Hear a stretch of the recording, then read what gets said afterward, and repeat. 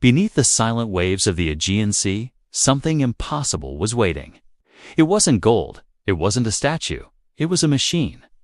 A rusted barnacle-covered tangle of gears and bronze plates, resting for 2,000 years in the dark. But when scientists brushed off the ocean dust, they didn't just find a relic, they found the world's first computer. Before you dive into the mystery, hit that subscribe button and turn on the bell. Because here on Pioneers in the Dark, we uncover the brilliance that history tried to bury. The forgotten minds, the impossible inventions, the moments when humanity reached for the stars, long before anyone believed it was possible. Now, let's travel back 2,000 years, to a time when the ancient world built something that shouldn't have existed. It began, as so many great discoveries do, by accident.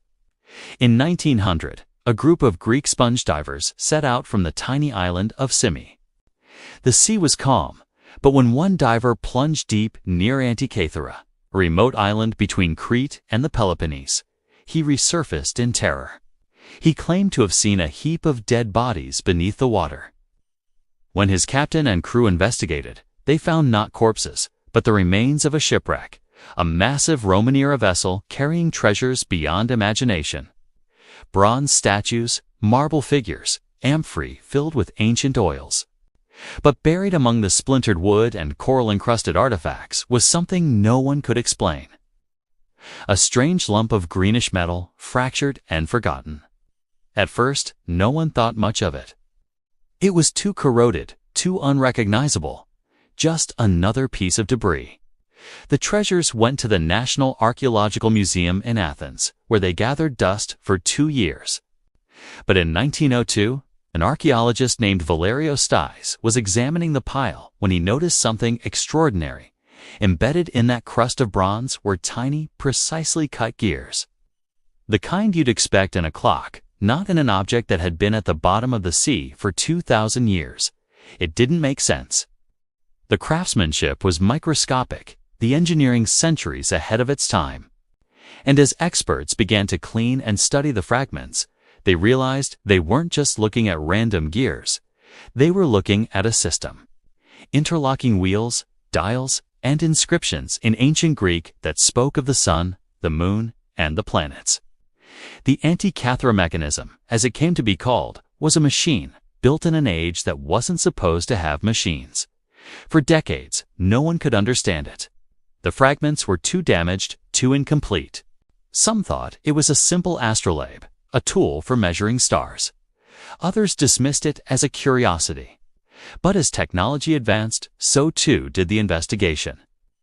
In the 1970s, scientist Derek de Sala Price published a groundbreaking study, calling it a computer made by the Greeks. His research revealed that this mechanism could predict eclipses, track lunar phases, and model the motions of the planets, all using a system of bronze gears no larger than your thumb. It was a cosmic clockwork, a mechanical model of the heavens, hand-built centuries before the first clock tower would tick. Imagine this. In an age when most people still looked to the stars in wonder and fear, someone, or perhaps a small group of ancient scientists, decided to replicate the universe itself in metal. They calculated planetary orbits with gears, encoded time into motion, and built a device that turned the vast chaos of the cosmos into something you could hold in your hands. But who were they? That question haunts historians to this day. Some credit Hipparchus, the great Greek astronomer who cataloged the stars and measured their brightness. Others whisper the name Archimedes, the mathematical genius of Syracuse. Whoever it was, they understood both the math of the cosmos and the precision of mechanics, a fusion that wouldn't be seen again for another 1,500 years. Yet, like so many of history's miracles, the Antikythera Mechanism vanished. After the Roman shipwreck claimed it, the world forgot that such technology ever existed. When modern Europe began to build gears and clocks in the 14th century, humanity had unknowingly reinvented something that had already been achieved in the ancient world.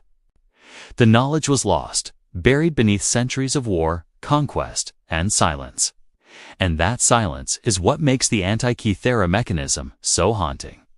Because every rotation of its gears whispers a forgotten truth. We have been here before.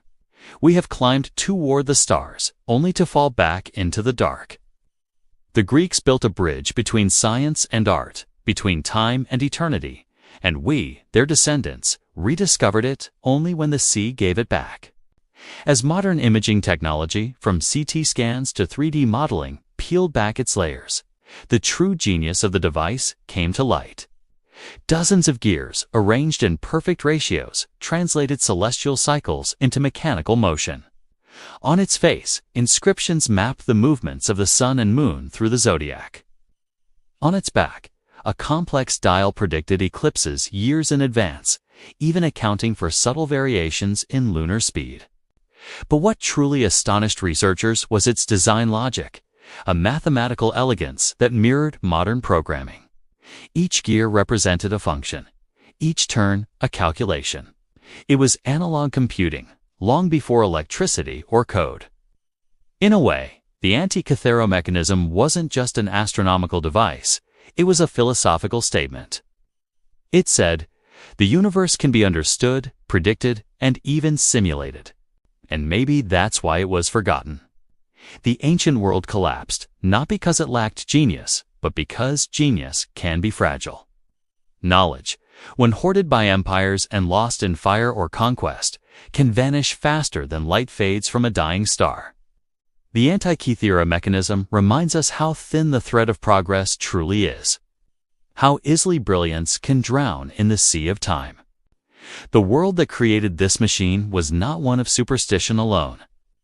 It was a civilization that measured shadows, mapped planets, and dreamed in mathematics.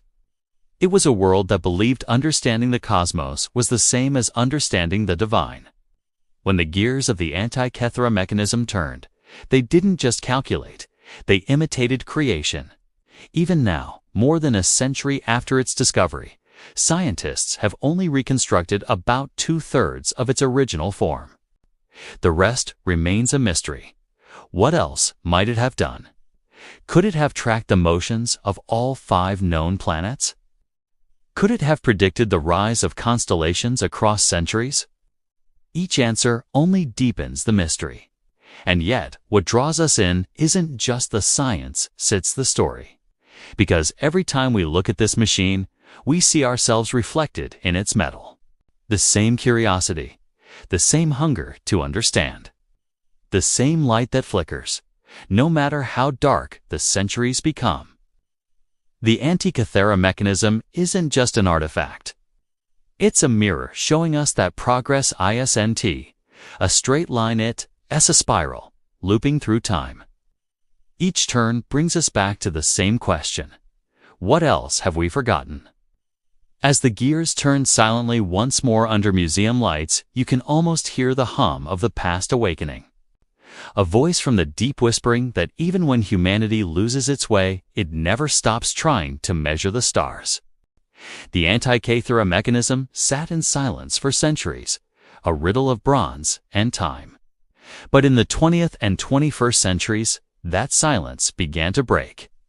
Scientists, engineers, and historians across the world turned their eyes to this artifact, realizing it wasn't merely an archaeological curiosity. It was a message, a fragment of intelligence from a civilization far ahead of its time. Yet deciphering that message would take generations of obsession, innovation, and imagination. When early researchers first examined the fragments, they were struck by their precision. The teeth of the gears weren't random, they were uniform, carved with accuracy that seemed impossible for tools of that era. Some experts refused to believe it was real. How could people living in 100 BC possess such complex mechanical engineering? But as deeper study continued, the doubts began to crumble. The Antikythera Mechanism wasn't an accident. It was intentional, calculated, deliberate, the result of a mind that had mastered both astronomy and craftsmanship. In the 1950s and 60s, British physicist Derek J. de Sala Price became obsessed with it.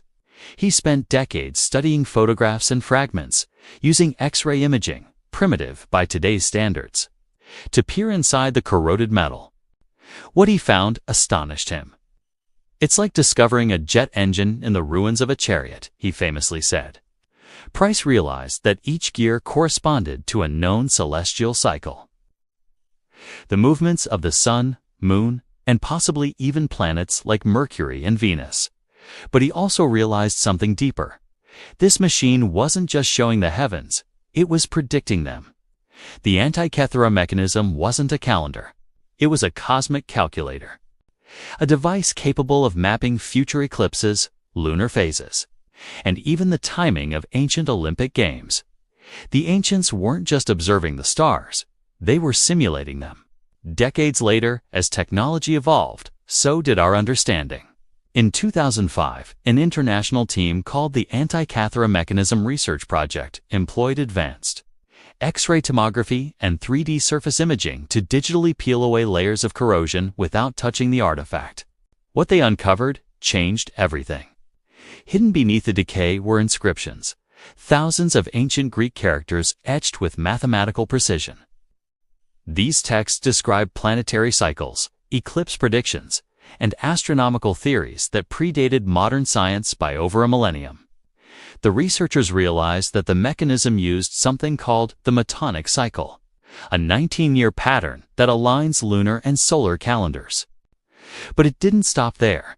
It incorporated the Saros cycle, allowing it to forecast eclipses, and the Ecliptic cycle, an even more refined correction of the Metonic system.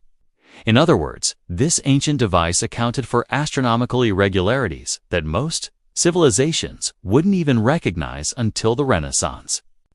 But perhaps the most haunting detail was the lunar anomaly mechanism, a tiny, off-centered gear that simulated the moon's variable speed as it orbits Earth.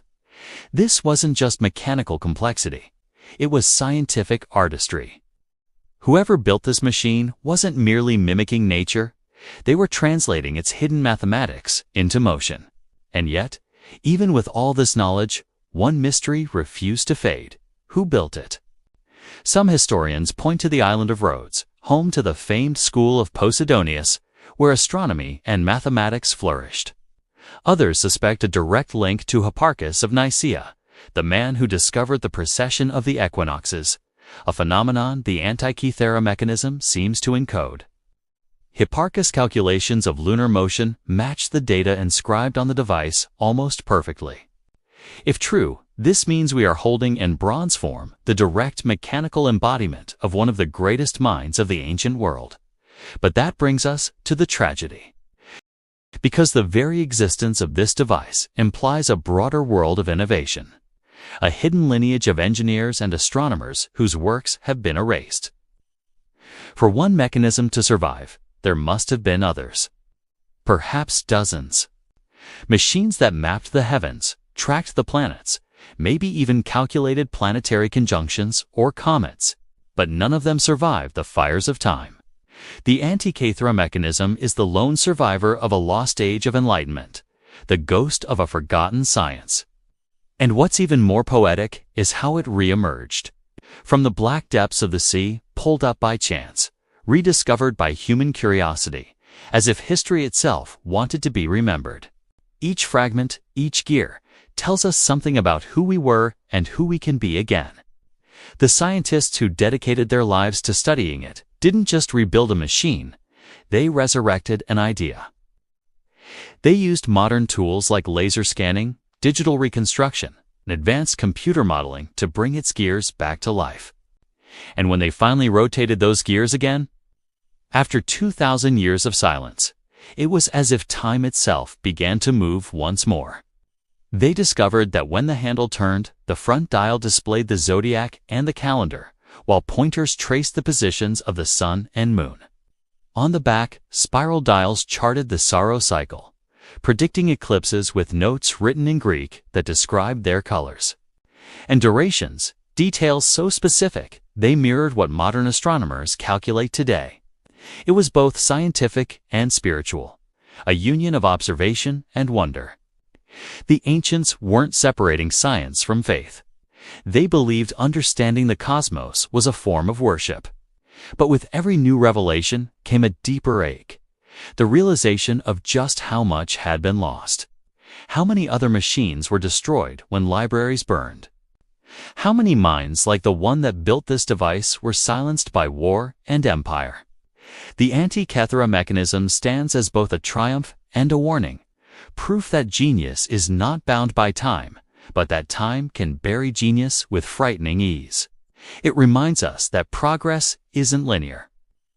Civilization advances in waves, rising, collapsing, and rising again.